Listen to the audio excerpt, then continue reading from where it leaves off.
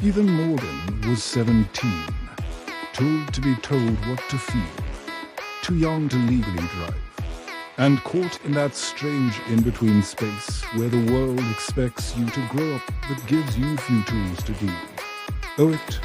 When the letter came on a humid Monday morning in June, he knew his summer had just changed. Grandpa's not doing well.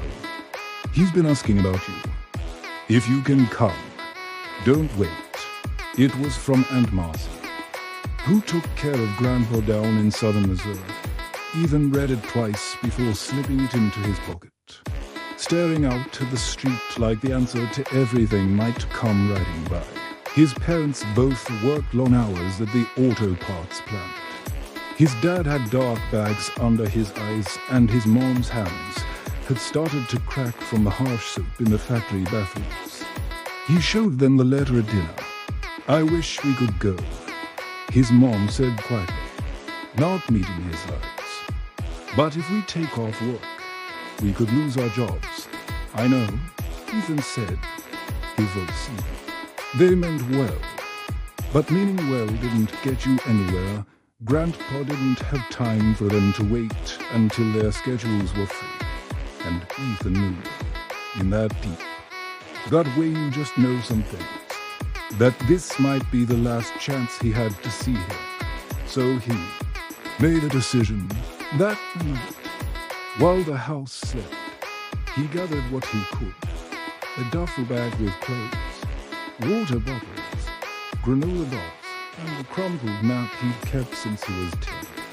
He stuffed his journal in the side pocket, the one Grandpa gave him the summer they built a treehouse together. He wheeled his bike out of the gouge, a rust-scratched mountain bike with scuffed handlebars, but it had heart. Like him, 700 miles, that's what it would take. He left a note on the kitchen table. "I'm going to see Grandpa. Don't worry. I'll be smart. I'll call when I can. I just need to do this." Day 1 to 3. The first 3 days were both brutal and thrilling. The sun beat down hard, and every pedal stroke felt like a statement. "I'm coming, Grandpa." He followed quiet highways, dusty side roads, and old trails he found on the map. He slept behind a church one night, in a hay barn the next. A truck driver gave him a sandwich and directions after he got lost near a construction site. His legs ached in places he didn't know existed.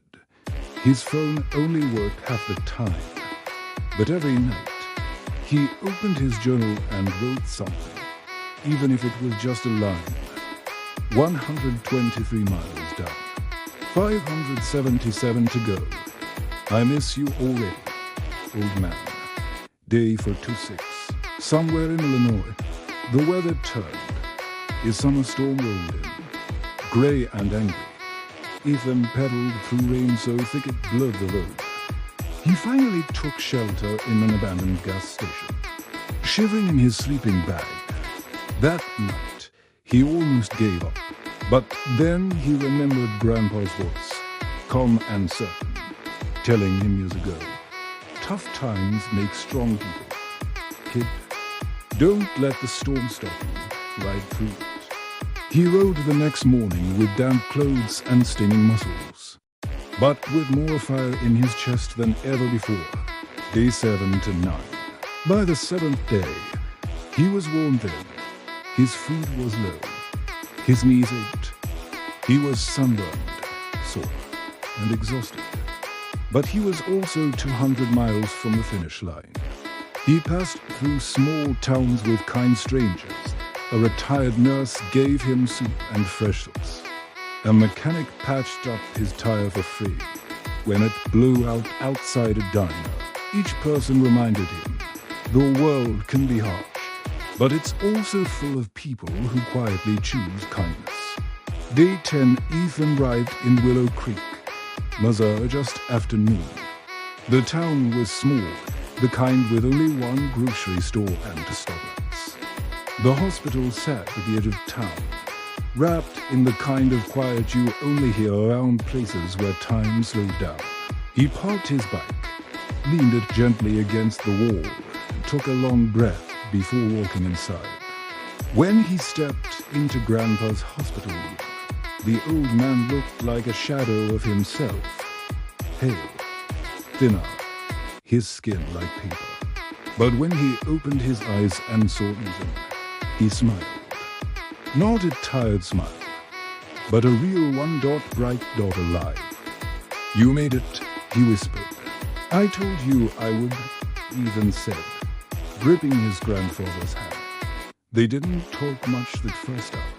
They didn't have to. Ethan just sat there, telling him about the ride, the rain, the hills, the kindness of strangers. Grandpa's eyes lit up more with every word. "You're just like your grandmother," he said at one point. "She once hitchhiked across 3 states to bring me a fishing pole I forgot.